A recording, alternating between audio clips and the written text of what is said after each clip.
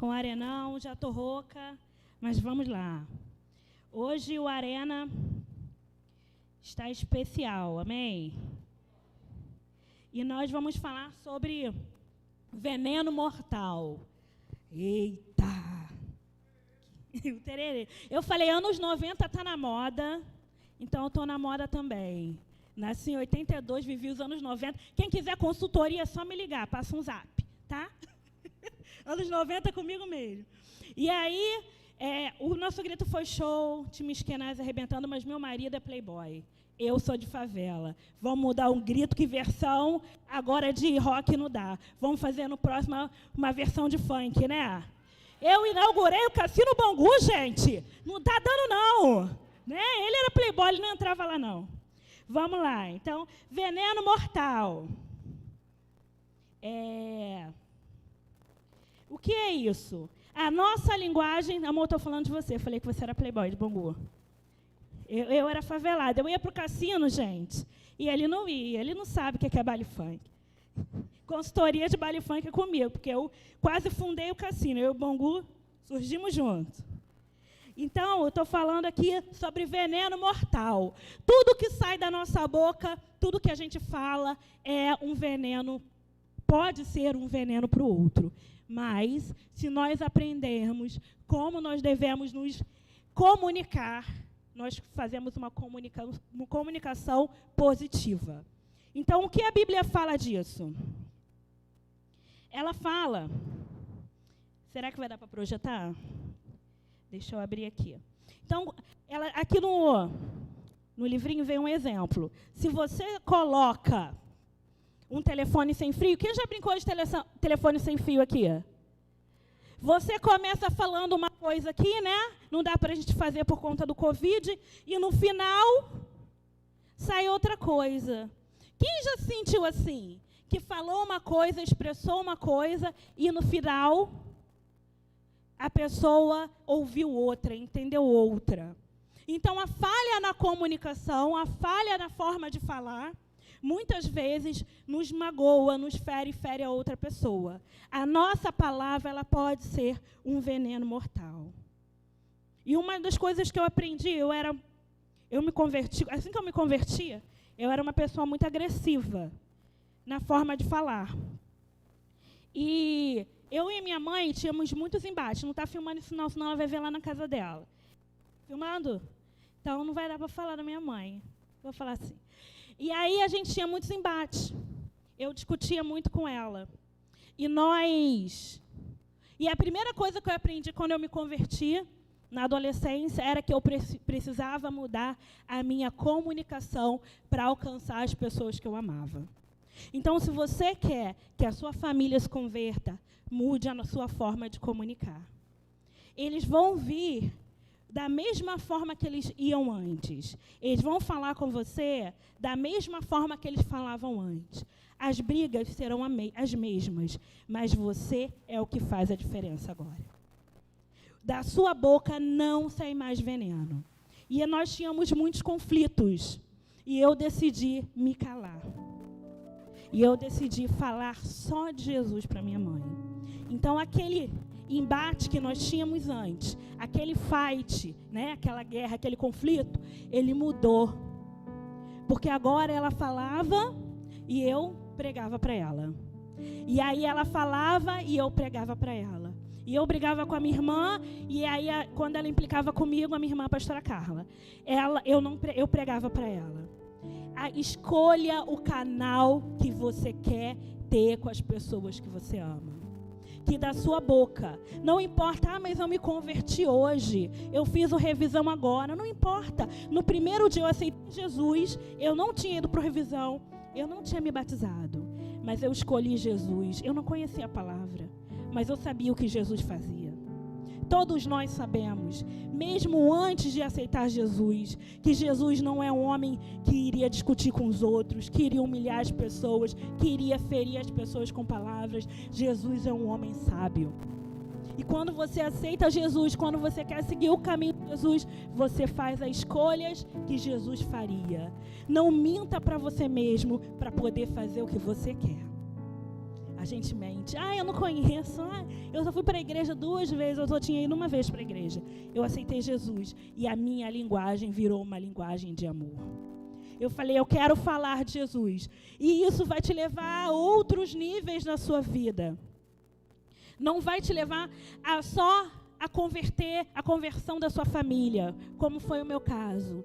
Isso vai para todos os níveis. Vai para o nível da sua escola, para o ambiente que você está. Você está na escola, você era aquele que falava, que feria, aquele que magoava, aquele que fazia bullying. Eu fazia bullying, né? E aí você era essa pessoa e você se arrependeu. Você muda, você pede perdão. Mude. Se no seu trabalho você tem sido aquela pessoa desagradável, o muro das lamentações, que só reclama de tudo, muda. Começa a elogiar. Cria um canal de bênção para você mesmo. Ontem eu saí com meu marido para fazer o Dia da Esposa.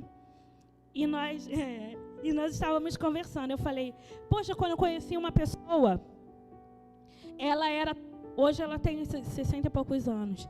Quando eu comecei a namorar meu marido, ela era mais nova. Era tão bonita, tão viva, mas uma pessoa que reclama tanto. E aí a gente lembrou daquela experiência da flor.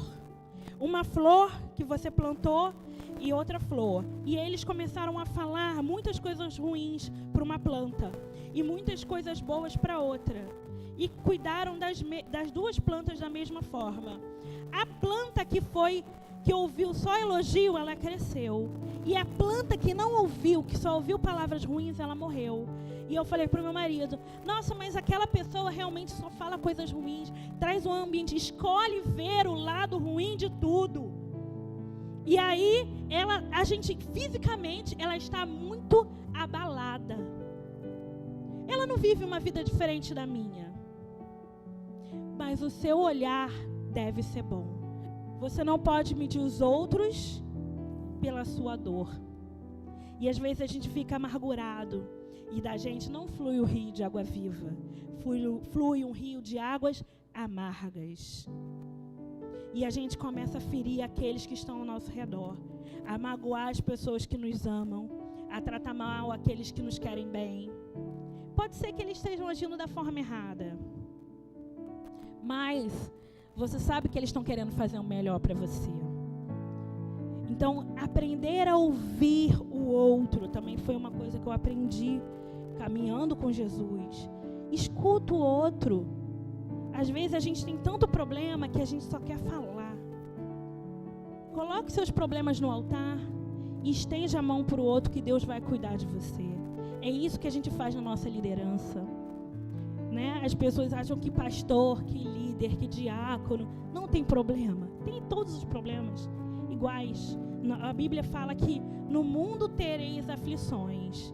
Ele falou que só teria aflição para aquele que não é líder? Não. Todos nós sofremos de aflições. Todos nós ficamos resfriados, doentes, estamos suscetíveis a todas as coisas.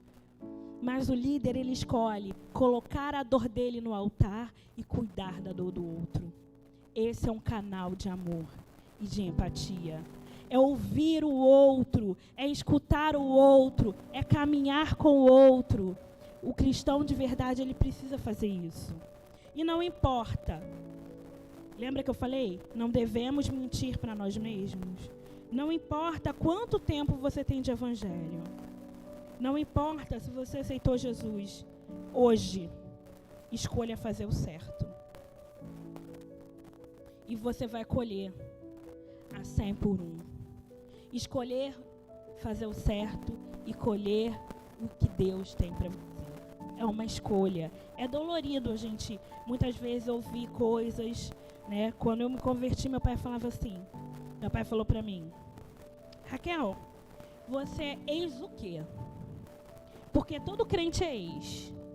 Ex-prostituta, ex-drogado, o que você é ex? Agora você vai ter que me falar. E eu não era ex nada, era ex-pecadora, né? Nada demais. E você ouve coisas que te ferem, que te magoam, mas você escolhe. E eu escolhi falar de Jesus para ele. São escolhas. Quando Jesus foi para a cruz, ele escolheu morrer por mim e por você. Ele escolheu pagar um preço. Qual preço você tem escolhido? O preço de se vingar em palavras? O preço de apontar o erro do outro? O preço de magoar aquelas pessoas que estão ao seu redor? Quais escolhas você tem feito? Seja atencioso e invista tempo de qualidade.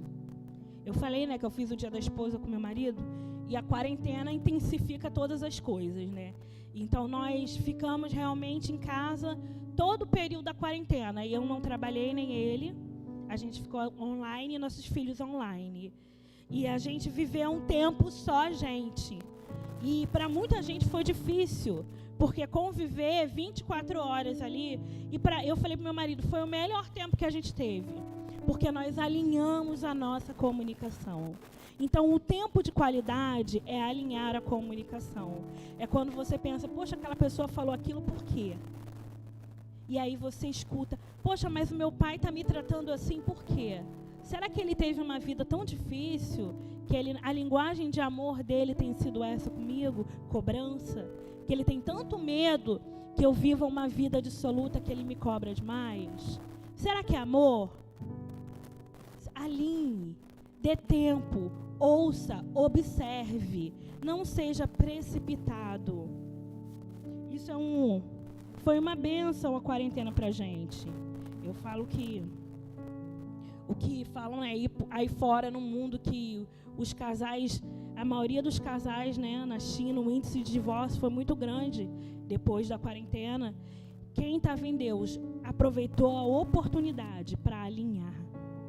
A crise, ela vem, não é fácil conviver ali num ambiente, não saber o dia de amanhã, não saber como que ia ser a nossa vida financeira, mas pegue aquilo como algo bom, um tempo que você tem para ouvir as pessoas que te amam.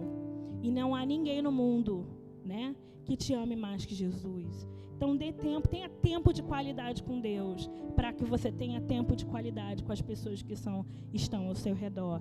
Eles merecem o melhor de você. Dê o melhor, semeie o melhor. Eu tinha um aluno, Paulo conhece, amigo do Paulo, né, Paulo? Que ele tinha uma linguagem muito agressiva.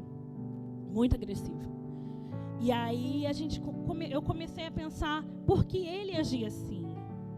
Né? O cachorro, quando ele está magoado, machucado, um bichinho, e você vai ajudar, ele te morde. Às vezes você, como líder, tem se desgastado em cuidar de vidas e as pessoas têm te ferido, não têm aceitado, não têm respondido bem. O mundo está ferido. Nós somos a resposta. Seja você e eu a resposta. Então, aí eu comecei a entender. Então, quando você escuta o outro, quando você escuta a história do outro, você começa a ter empatia, que é o próximo ponto. É amar, é doar, é semear amor. Não é cobrar, mas é pensar o que eu faria se eu estivesse no lugar dessa pessoa. Como eu posso ajudá-la? Seja dadivoso, abençoa as pessoas. Como você tem abençoado as pessoas. E o falar, ele não é só um discurso, tá? Igual vir ao culto e falar. O falar é expressar em atitudes, em palavras, em amor. Não é só você chegar para a pessoa e ficar falando 2 horas da palavra de Deus. Não, às vezes é uma palavra certa no momento de dor, é uma palavra certa no momento de aflição. É você, quando a pessoa está precisando de algo, você estender a mão, você ajudar. Seja alguém que semeia na vida do outro. Vamos ler a Bíblia juntos? Abra aí a sua Bíblia em João 4:7. Tem como projetar? João 4:7. Pouco depois, uma mulher samaritana veio tirar água e Jesus lhe disse: por favor, dê-me um pouco da água para beber. Próximo. Naquele momento, seus discípulos tinham ido ao povoado comprar comida. A mulher ficou surpresa, pois os judeus se recusam a ter qualquer contato com os samaritanos. Você é judeu e eu sou uma mulher samaritana. Disse ela a Jesus: como é que me pede água para beber? Então ela, vamos lá, vou ler mais um, hein? Até aí. Jesus respondeu: se ao menos você soubesse que presente Deus tem para você e com quem você está falando, você me pediria e eu lhe daria a água viva. Então aquela mulher ficou surpresa pela atitude de Jesus, de falar com ela. Ela era alguém totalmente excluído. De repente você tem na sua sala, no seu trabalho, alguém que ninguém fala, que ninguém suporta, que todo mundo fala mal, que ninguém se relaciona, e naquele momento aquela pessoa está ali, você leva uma palavra e você fala de Jesus e você estende a mão.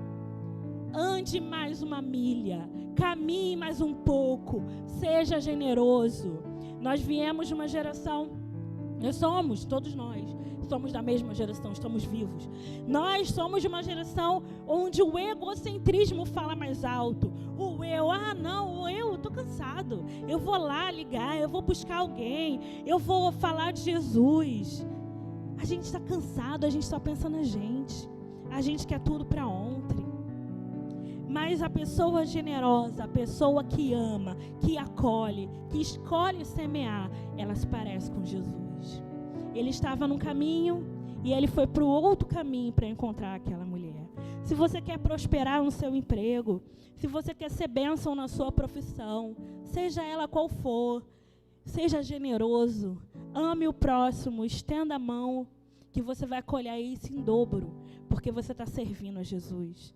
Não tem caminho distante demais para quem ama, para quem semeia. Amém? Se você quer colher que a sua família se converta, ande mais uma milha por ela, se cale estando certo. Muitas vezes a gente está certo no trabalho e a gente quer ser justiceiro, né? Não, vou falar, eu vou fazer. Fala não, deixa Deus falar por você. Faça a sua parte. Seja o melhor onde você estiver. Seja como José, né, da palavra passada, que mesmo lá na cadeia, preso, injustamente, ele foi o melhor. As suas atitudes falam mais que as suas palavras.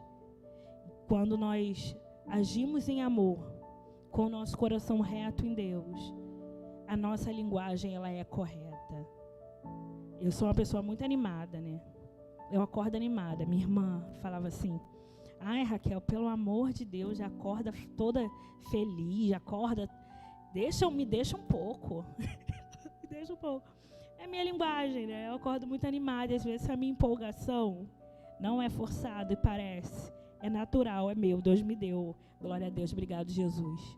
E aí, as pessoas, às vezes a linguagem vai errada, né? A outra ali forçada, mas não é. Eu sou assim, gente. Se vocês me verem muito animada, porque eu tô animada mesmo. Não é, Tiago? Aí, Tiago ia. Hoje ele chegou do trabalho, eu falei assim: e aí, tá tudo bem? Ele tá tudo bem. Aí eu, não sei o que, ela tá sério, tá quieto.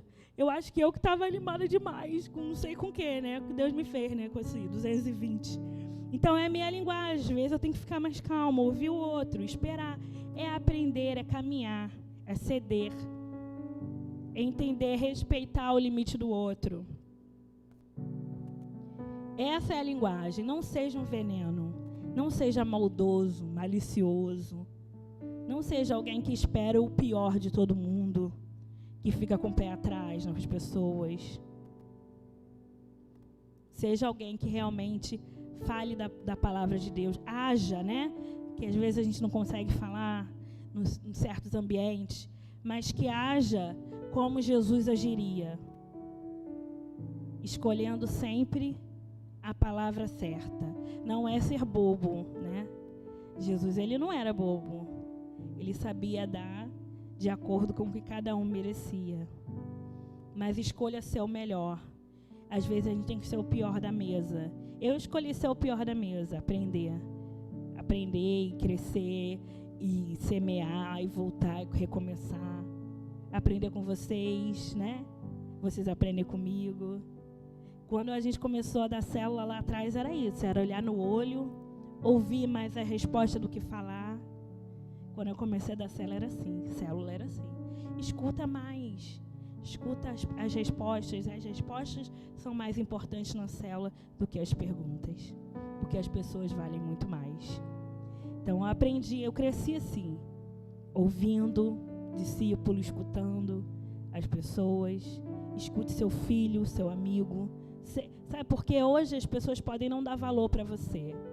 Mas na hora que o calo apertar, que o barco começar a afundar, o seu telefone vai tocar. E aí elas vão te pedir ajuda. E você vai falar o quê? Agora? Que tá mal? Não. Aproveite e seja generoso. Atenda o telefone, mande a mensagem, traga para a igreja, coloque no revisão. Colhe o seu discípulo. Às vezes a gente faz tudo, mas uma palavra pode destruir. Amém? Vamos escolher ser a pessoa que semeia. Eu falo isso de testemunho vivo. Eu aprendi, as duras penas, a ser aquele que tem a linguagem de amor. É muito mais fácil ter uma linguagem reativa. Responder, brigar, lutar. Coloca na cruz isso aí, irmão. Eu coloquei na cruz. Coloca na cruz. Seja como Jesus. Seja como o Espírito Santo de Deus. Seja amor. Amém? Vamos nos colocar de pé. Coloque a mão no seu coração.